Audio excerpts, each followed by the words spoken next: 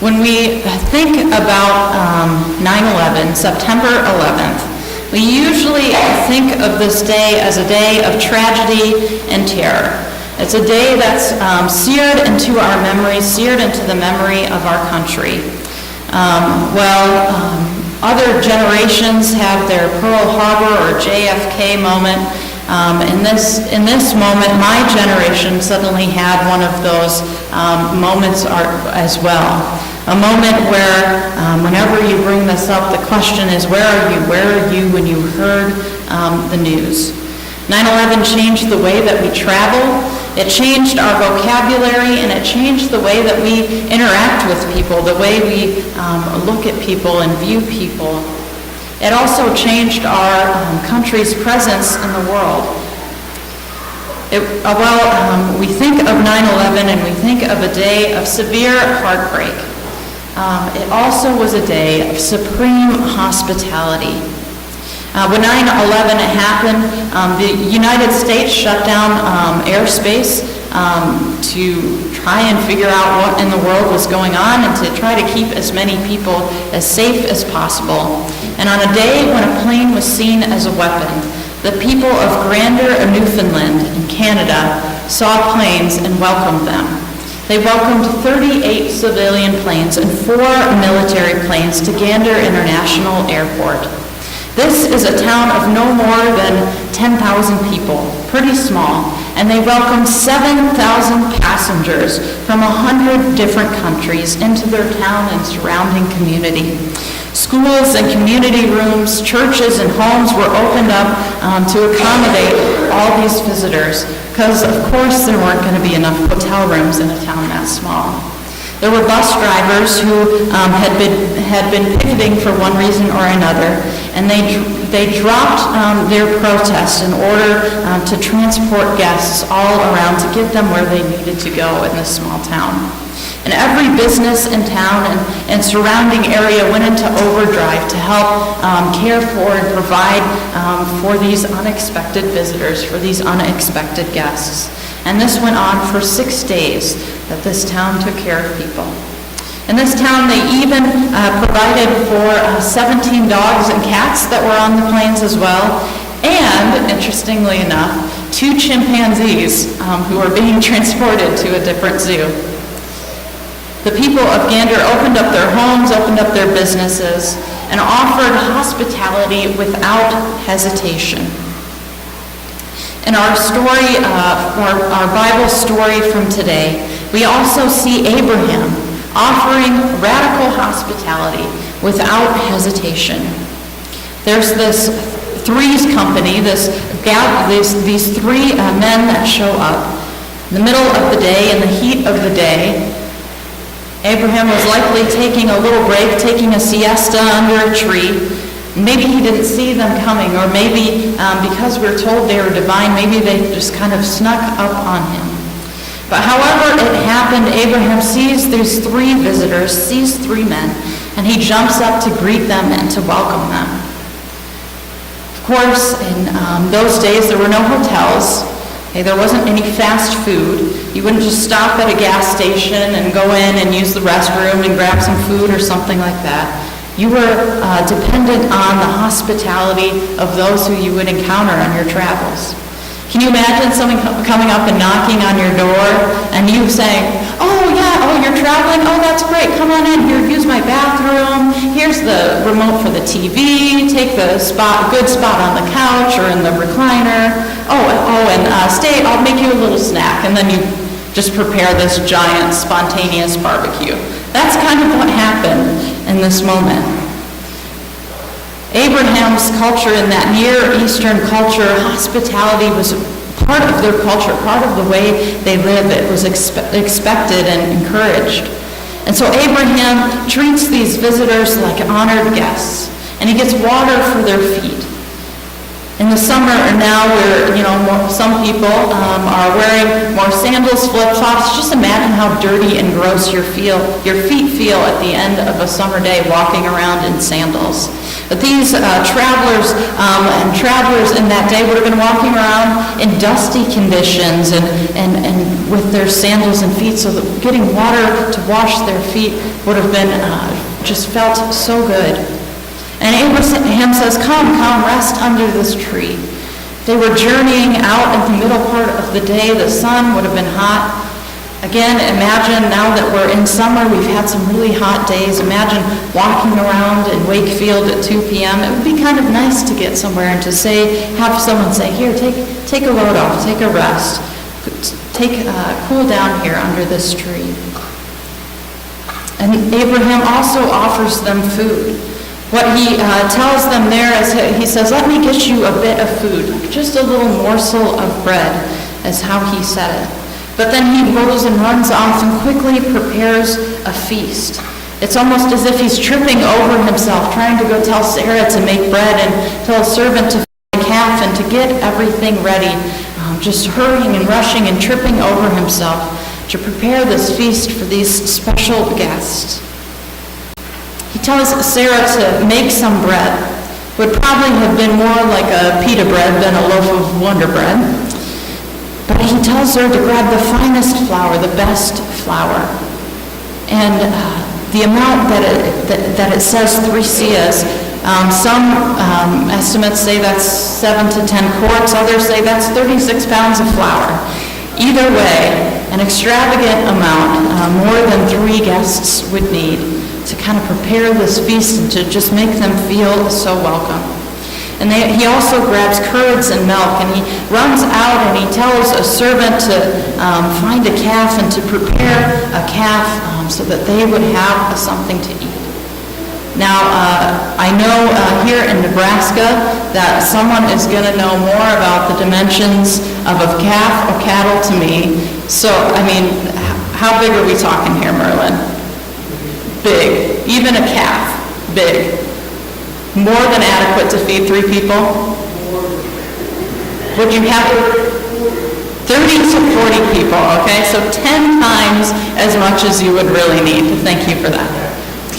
I wasn't going to pretend to guess my way through that one. So just an insane amount of food. In the middle of the day, a time when Abraham usually would have been probably sitting down and taking a nap, escaping the heat of the day.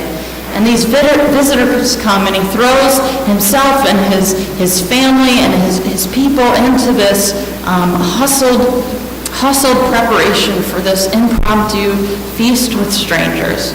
Bread, so much bread, so much meat from the calf, so much to prepare to make them feel welcome. Now, of course, any of us that if you knew that you were going to have some divine visitors, have some supernatural visitors, of course, any of us wouldn't hesitate to go over the top and to be hospitable if you knew that these were some special divine visitors. But we don't know that. I don't think that Abraham knew that that's what he was encountering right away. In the first verse of this chapter, the first verse tells us that the Lord appeared to Abraham. But that's from the narrator's standpoint. The narrator is telling the story, wants the reader to know what's going on as we journey through. But Abraham, I don't think he realized it right away. He greets them and he says, my Lord, but the Lord is lowercase. That's a term that they would use back then. Whenever we talk about the Lord, our God, it's Lord with a capital L. But Abraham's greeting of them here is lowercase, still a title of honor and a title to show that we respect and honor someone. But I don't think he quite realized at the beginning who these people were. He was just being himself. He was just doing what he was taught to do, to be radically hospitable. Whatever the case, whether he realized it right away or not, it is clear as we continue to read the story that this is a divine encounter. God has appeared to Abraham in other places and other ways. when Abraham prepared things to make a covenant with God, Abraham kind of falls into a trance and sees this vision of God journeying through this covenant. So there are times where Abraham had an experience where there was kind of a physical manifestation of God. And God had promised Abraham that even in his old age that he would have offspring, that he would be the father of a nation. And as we know from the song, Father Abraham had many sons. But at this point in the story, this had not been fulfilled yet. It was still just a promise, just a hope for Abraham. And this divine encounter, as we continue to read this story, we see more and more how this is a divine encounter, how this is of God. The visitors, they asked for Sarah by name. She had been, remember, she had been baking bread, preparing food. She was in the tent helping Abraham get everything ready. I don't know if maybe Abraham had had a chance to make a little introduction, that they knew who she was and what her name was. Maybe there was an introduction that was made, maybe not. But the next thing that these visitors say surely indicates how special this visit was. One of them says, "Surely I'll come back in a year and Sarah will have a son." This is what God had promised Abraham just a chapter before, in chapter 17. And Sarah laughs. Her reaction is to laugh at the thought of someone coming back in a year and her having sons. Perhaps her laugh was because she thought this was ridiculous or impossible. Perhaps her laugh was more of a scoff. Maybe there was some sadness or some pain or some bitterness in her laugh and her reaction. Maybe it was just made her feel awkward and she was laughing to relieve this awkward tension that this thing could possibly happen. Because for Sarah to have a child, she felt it was impossible. It tells us that Sarah was past the age of childbearing. It was a biological impossibility. Even to have this visitor say, "In 1 year I'll come back and you'll have a son, you'll have a child." Perhaps she started counting on her fingers. Okay, 1 year, pregnancy is 9 months. Something has to happen here in the next few months. Surely Abraham had told Sarah of this promise of God that he would have, that he would be the father of a nation. Perhaps it hadn't sunk in for Sarah yet. Maybe she must have still been in a state of disbelief, or she just was not convinced that this was possible, that this would happen. And there's an interchange, and Sarah laughs. "This is ridiculous. How could this happen?" And the Lord says, "Why did you laugh? Do you think the Lord cannot do the impossible?" This divine visitor says, "This is really going to happen. Is anything too hard for the Lord? I will return to you in the next appointed time next year, and Sarah will have a son." Repeats that line again. And Sarah lies. She says, "I didn't laugh." And the Lord says, "Oh, yes, you did." I like that interaction. That's pretty... How many times have we had an interaction like that? Maybe catching someone in a lie, a friend or a child.